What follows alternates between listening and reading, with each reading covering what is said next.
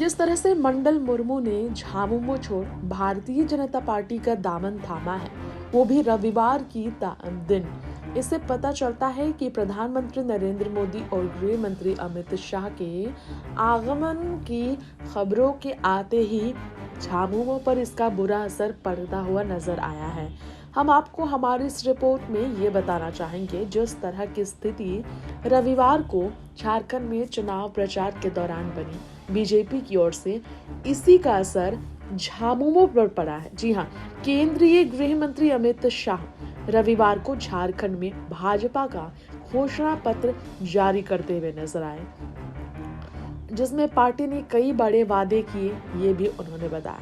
यानी कि अमित शाह की हुंकार जैसे ही झारखंड में सुनने को मिली, वैसे ही जेएमएम पर इसका बुरा असर पड़ा।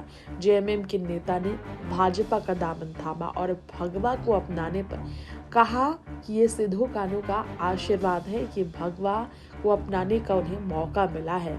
जी हाँ, आपको बता दें, 500 रुपए में सिलेंडर, महिलाओं को सालाना 25,000 रुपए आर्थिक मदद से लेकर यूनिफॉर्म सिविल कोड लागू करने तक के वादे किए गए। पार्टी ने आरक्षण पर भी दाव चला। ओबीसी आरक्षण को 14 से 27% तक का वादा भाजपा ने किया है। अमित शाह की इस हुंकार का असर सोरेन सरकार पर और सत्ता में बैठी झामुमो पार्टी से लेकर कांग्रेस और राजद पर बुरी तरीके से पड़ गई है।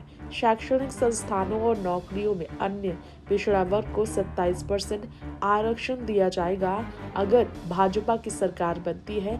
अमित शाह ने इस तरह से दाव चले। अमित शाह की दाव और सियासी चाल ने कहीं न कहीं सोरेन परिवार पर कहर ढाया है। अमित शाह ने कहा, एसटी और एससी समुदाय को मिले कोटे में छेड़छाड़ किए बिना यह किया जाएगा। झारखंड में अनुसूचित जाति, अनुसूचित जनजाति के लिए क्रमशः 10 और 26% आरक्षण लागू होंगे। ओबीसी कोटे में इजाफे की वजह से कुल आरक्षण 50% के पार चला गया, जो कि सुप्रीम कोर्ट की ओर से निर्धारित सीमा से ऊपर है। पार्टी ने कहा, लेकिन तकनीकी और कानूनी पहलू का हल निकाला जाएगा। पार्टी इस दाव के जरिए ओबीसी वर्ग को एक मुश्त अपने पाल में लेना चाहिए, ये भी कहती नजर आई। झारखंड में ओबीसी आबादी करीब 55% है। पार्टी को हाल के चुनावों में ओबीसी समुदाय का काफी समर्थन मिला है। इसकी वजह से गृह मंत्री अमित शाह ने घोषणा पत्र जारी करते हुए फिर से दोहराया, झारखंड में भाजपा की सरकार बनने पर समान नागरिक संहिता को लागू किया जाएगा।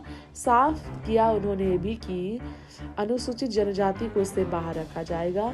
आदिवासियों की चिंता दूर करने की कोशिश ऐसा करके अमित शाह ने की। Next 9 news report.